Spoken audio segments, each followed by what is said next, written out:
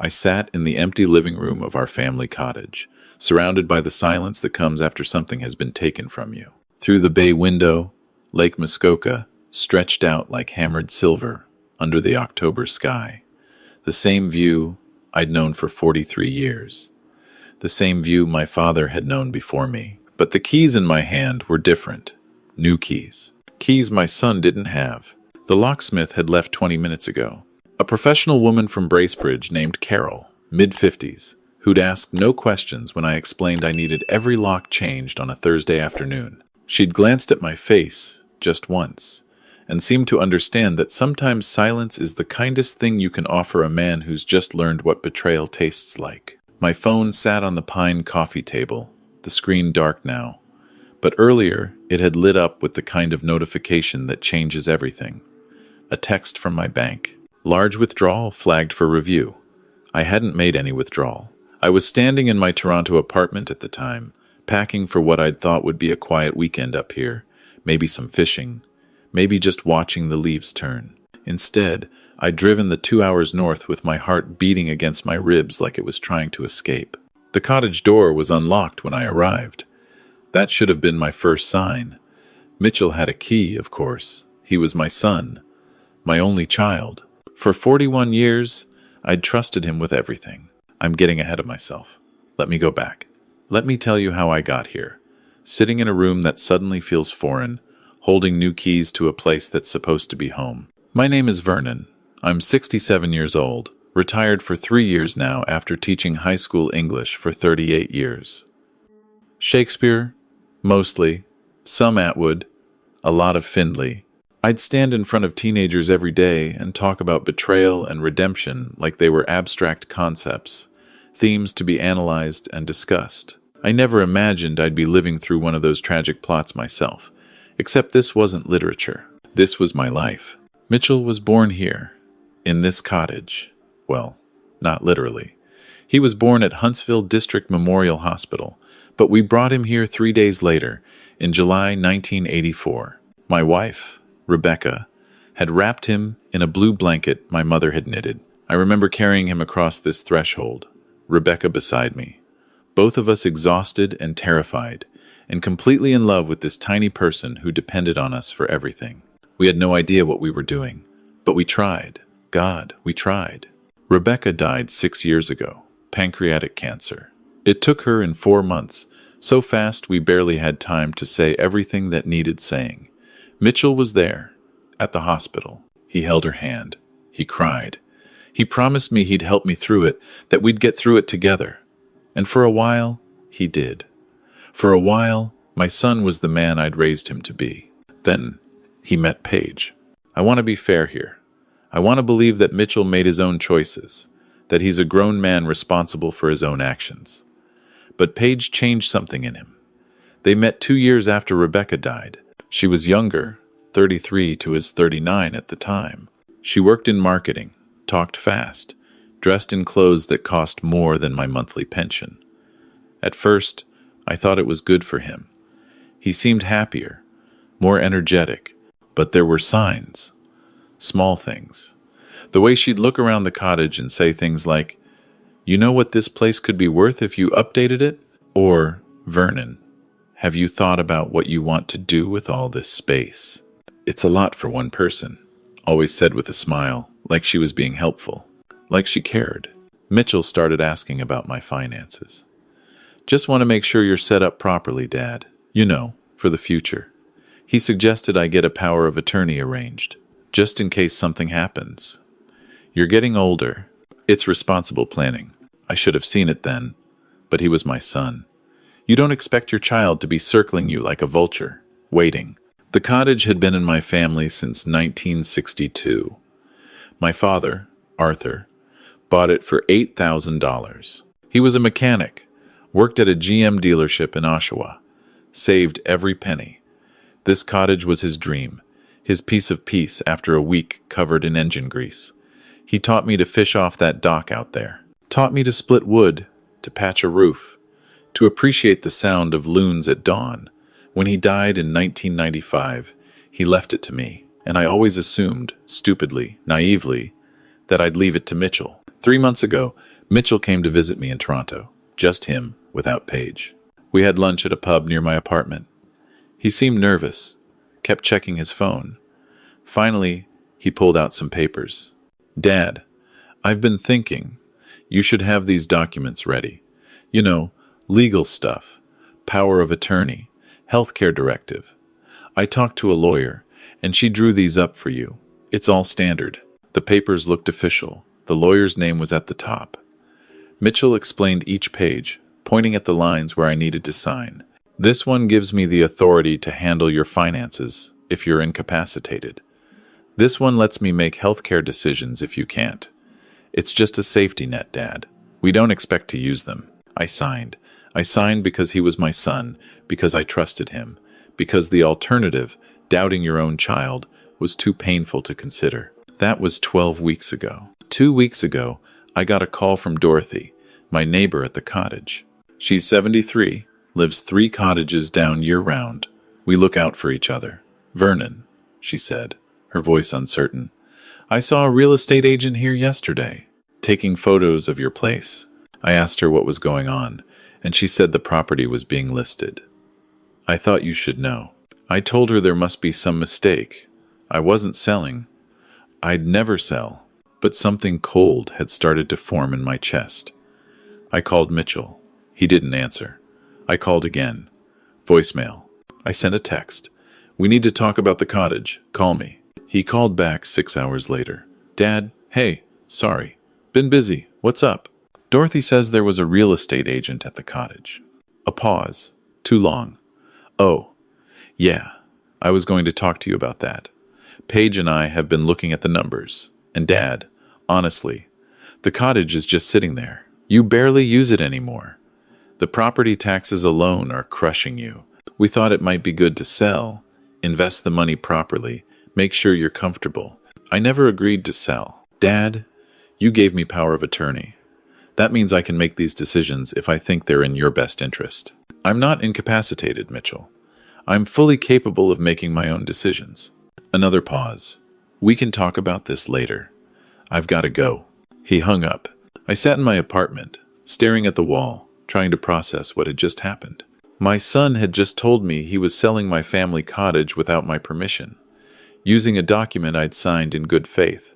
That's when I called my own lawyer, Sharon Weinberg. She'd handled Rebecca's will, helped me with some estate planning.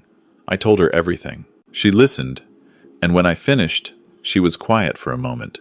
"Vernon, I need you to listen carefully.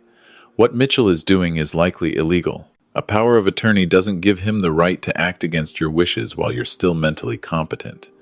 It's meant for situations where you can't make decisions for yourself. If he's using it to sell your property without your consent, that's financial abuse. We can fight this. What do I do? First, we revoke the power of attorney immediately. I'll draw up the paperwork.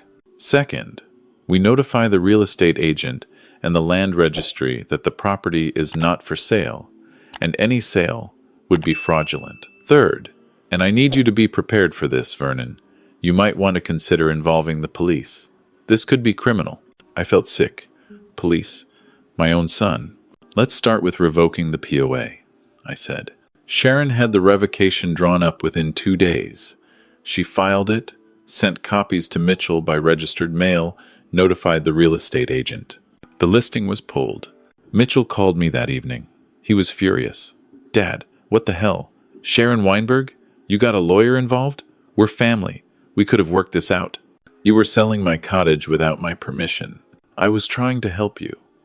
Do you have any idea what Paige and I have put into planning your future? The hours we've spent, and this is the thanks we get?" Something in his voice. Entitlement. Like I owed him. Like the cottage was already his, and I was just being difficult by wanting to keep it. "Mitchell, I'm going to say this once. The cottage is not for sale. My finances are my own. You have no authority over them anymore. Fine. You want to be stubborn? Be stubborn. But don't come crying to me when you need help." He hung up. I thought that was the end of it. I thought revoking the POA would solve everything. I was wrong. That's when the bank alert came. The notification that brought me here, to this cottage, to these new locks. I'd driven up this morning, Thursday, after seeing the alert. Large withdrawal, $15,000, taken yesterday from my savings account. The account that was supposed to require my signature for withdrawals over $500. I called the bank from the car. The manager, a man named Deepak, I'd worked with for years, pulled up the transaction. Mr. Vernon, I'm looking at this now. The withdrawal was made by Mitchell Vernon, using a power of attorney document on file. I revoked that power of attorney last week. My lawyer should have sent you the paperwork. Let me check. I could hear him typing. I don't see anything in the system. When was it sent? 5 days ago. It's possible it's in processing. But Mr. Vernon, I'm very sorry. The withdrawal went through yesterday. The document on file appeared valid at the time. $15,000. Gone. Can you freeze my accounts? All of them. Right now. Yes, sir. I'm doing that now. I'm also flagging Mitchell's access. He won't be able to make any further transactions. Thank you, Deepak. I need to call my lawyer. I called Sharon from the car. She was livid. They should have received the revocation. I sent it by courier. I'm calling them right now, Vernon. And we're filing a police report. This is fraud. This is theft. I'm at the cottage right now. I need to check something. Be careful. If Mitchell is there, he's not. His car's not here. But when I walked inside, I knew he had been. The cottage felt violated. Papers were spread across the kitchen table. My father's old roll-top desk in the corner was open, files pulled out. I recognized some of them. Insurance papers. The property deed. Rebecca's death certificate. And there, on top of the pile, a brochure. Luxury condos in downtown Toronto. Starting at $1.2 million. Someone had circled one of the units in pen. Written in the margin, with cottage sale plus inheritance, we can swing it. Inheritance. I was still alive, and they were already spending my inheritance. I stood there, in the cottage where my son was born, where my wife and I had celebrated 40 anniversaries, where my father had taught me what family meant, and I understood with perfect, terrible clarity that Mitchell wasn't waiting for me to die. He was trying to take everything while I was still here to watch. That's when I called Carol, the locksmith. While I waited for her to arrive, I went through the papers on the table. There were more documents I'd apparently signed. A loan application for $50,000, using the cottage as collateral. A second mortgage. I didn't remember signing any of these. But there was my signature, or something very close to it, at the bottom of each page. My hands were shaking when Sharon called back. Vernon, the bank confirmed they received the revocation, but due to an internal error, it wasn't processed in time. They're investigating. They've also confirmed that the $15,000 was transferred to an account in Mitchell and Page's names. There's more, Sharon. I'm looking at documents here. Loan applications I never signed. A second mortgage. Take photos of everything. Don't touch anything else. I'm serious, Vernon. This is beyond financial abuse now. This is fraud, forgery, identity theft. I'm contacting the police. You need to file a report today. Carol arrived at 3 o'clock. She was efficient, professional, kind. She changed the locks on both doors, the deadbolts, everything. She gave me the new keys, 2 sets, kept one for herself in case I ever locked myself out. I'll log it under Cottage Emergency Service, she said. No one else will have access to this information. After she left, I sat in the silence. My phone rang. Mitchell. I didn't answer. He called again. Again. A text. Dad, I'm coming up there. We need to talk. Another text. From Paige. Vernon, you're being unreasonable. Mitchell is trying to help you. Why are you shutting us out? I turned my phone off. The next morning, Friday, I drove to the OPP detachment in Bracebridge. A young officer, Constable Richards, took my statement. I showed him the photos of the documents, explained about the power of attorney, the withdrawal, the forged signatures. He listened, took notes, asked careful questions. Mr. Vernon, I'm not going to lie to you. Cases like this, family financial abuse, they're complicated. But based on what you're showing me, there's definitely cause for investigation. We'll need to get forensic analysis of these signatures. We'll also be contacting your bank, your lawyer, and we'll want to speak with Mitchell and his wife. What happens now? We open a file. We investigate. If there's evidence of fraud, we'll pursue charges. But I want you to understand, this could take time, months, potentially. I understand. He gave me a file number, shook my hand. I'm sorry you're going through this, sir. No one should have to worry about family doing this to them. I drove back to the cottage.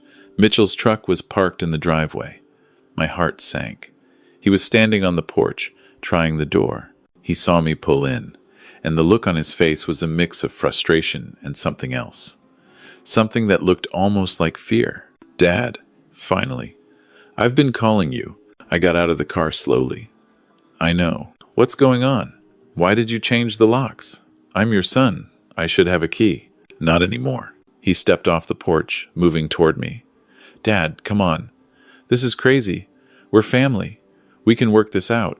Whatever Sharon's been telling you, she's just trying to get her billable hours. Paige and I only want what's best for you. You stole $15,000 from my account. I didn't steal it. I borrowed it. We have expenses, Dad. The condo we're looking at, it's an investment. For all of us. You'd have a place to stay when you come to the city. I didn't give you permission to take that money. The POA was revoked. You knew that. Sharon sent you the papers. You took the money anyway. His face hardened. You gave me that authority. You can't just take it back because you're having paranoid delusions. Paranoid delusions?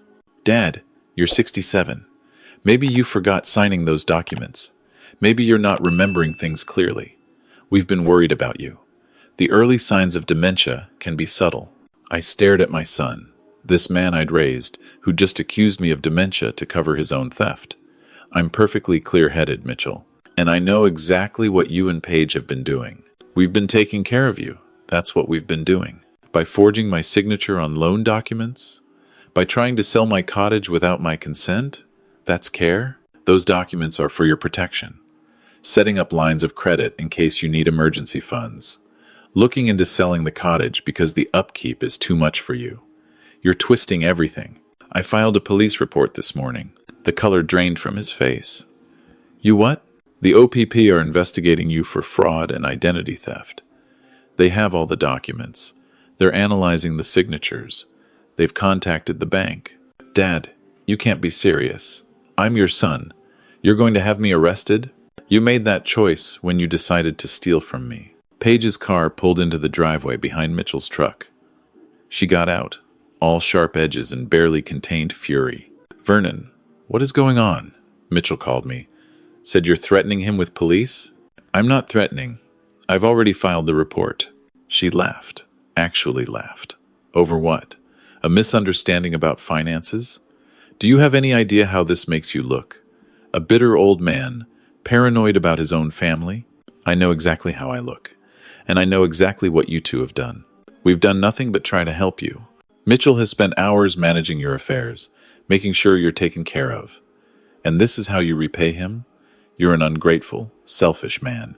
Something inside me, something that had been bending and bending, finally snapped clean. Get off my property, both of you. Now, this is Mitchell's inheritance, Paige said. You can't keep him from what's rightfully his. I'm not dead yet. And when I am, you'll find you're not in my will anymore. Mitchell's face went white. You wouldn't. I met with Sharon yesterday afternoon, after I filed the police report. We revised my will. Everything goes to the Muskoka Conservancy now. This cottage, my savings, my pension survivor benefits. All of it. They'll protect this land, turn it into part of their conservation program. That's my legacy, not you. Dad, please. I gave you every opportunity to be honest with me, to treat me with respect. You chose this. Paige grabbed Mitchell's arm. Come on, we don't need him. We'll fight the will. Undue influence. His lawyer manipulated him. I looked at my son. Really looked at him. Tried to find the boy who'd run along this dock, who'd helped me stack firewood, who'd sat on this porch reading Tolkien while his mother knitted. That boy was gone. If he'd ever existed, leave. Now. Or I call the police and have you removed for trespassing. They left. Mitchell didn't look back. Paige threw one last glare over her shoulder. Their vehicles kicked up gravel as they sped down the drive. I stood there until the sound of their engines faded completely, until there was nothing but the lap of water against the dock and the cry of a loon somewhere out on the lake. Then I sat on the porch steps and, for the first time since Rebecca died, I cried. The weeks that followed were hard. The police investigation moved forward. The forensic analysis came back. The signatures on the loan documents weren't mine. Close, but not mine. Someone had practiced my handwriting, traced it, forged it well enough to fool a quick glance, but not a professional examination. Mitchell hired a lawyer, claimed I'd given him verbal permission for everything, that I was experiencing cognitive decline, that Sharon had manipulated me into changing my will. But the evidence was clear. The forged signatures. The withdrawal made after the POA was revoked. The real estate listing for a property I'd never agreed to sell. In December, charges were filed. Fraud over $5,000. Forgery. Identity theft. The Crown attorney assigned to the case, a woman named Jennifer, called me before they arrested him. Mr. Vernon, I want you to know what's going to happen. Mitchell will be arrested, likely at his home. He'll be brought in for booking, then released on conditions. One of those conditions will be no contact with you.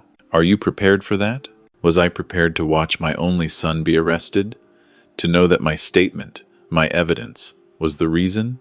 Yes, I said. I'm prepared. They arrested him on a Tuesday. I wasn't there.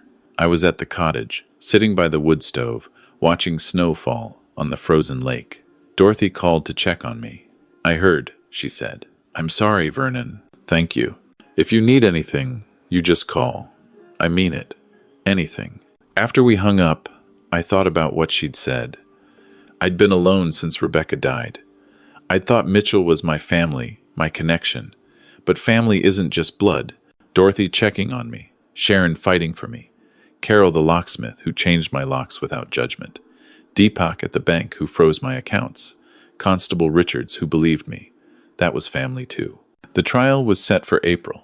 Mitchell pleaded not guilty. His lawyer argued that it was a family dispute, that I'd been complicit in the financial arrangements, that my memory was faulty. But the evidence was overwhelming. The jury took 4 hours. Guilty on all counts. The judge gave him 2 years less a day, house arrest and probation, ordered him to repay the $15,000 plus the legal fees the bank had incurred investigating the fraud. A restraining order. No contact with me for 5 years. I didn't attend the sentencing. I'd said everything I needed to say in my victim impact statement, read in court by Jennifer because I couldn't be in the same room as him. In my statement, I wrote, Mitchell is my son, and I loved him from the moment he was born. I would have given him anything he needed. All he had to do was ask. Instead, he chose to steal, to lie, to betray the trust I'd placed in him as my child. That betrayal hurt more than the financial loss. It made me question everything I thought I knew about being a father. But I've learned that love and boundaries are not mutually exclusive. I can grieve for the son I thought I had while protecting myself from the man he became. That's not cruelty. That's survival. The cottage still stands. I spend more time here now, especially in the summers. Dorothy and I have dinner once a week. Her granddaughter visits sometimes, brings her kids. They remind me what family can be when it's built on respect instead of expectation. The Muskoka Conservancy came by last month. We're working on the details of the land transfer. When I die, this place will be protected. Kids will learn to fish from my dock. Families will swim off my shore. The cottage will be maintained as a legacy property, a piece of history preserved. Mitchell sent a letter 6 months after the trial. It came through his lawyer, since he couldn't contact me directly. I almost didn't open it, almost threw it away, but something made me read it. It wasn't an apology, not really. It was an explanation. How he'd felt overlooked his whole life. How Paige had convinced him that I'd be fine, that I didn't need all that money anyway, that we were just securing their future. How it had spiraled beyond what he'd intended. I read it once. Then I put it in the wood stove and watched it burn. I don't hate him. I wish I could.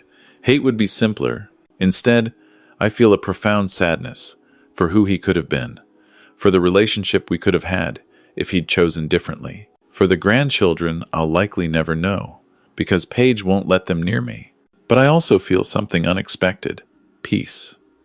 For years, since Rebecca died, I'd been drifting, trying to be enough for Mitchell, trying to live up to what I thought he needed from me. Always giving, always accommodating, always second-guessing myself.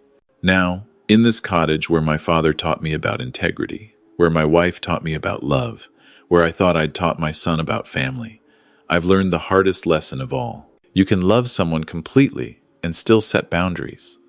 You can grieve for a relationship while protecting yourself from harm. You can be someone's parent and still say no. That's not failure. That's wisdom. Outside my window, the lake reflects the sunset, turning the water to copper and gold. A loon calls, answered by another from across the bay.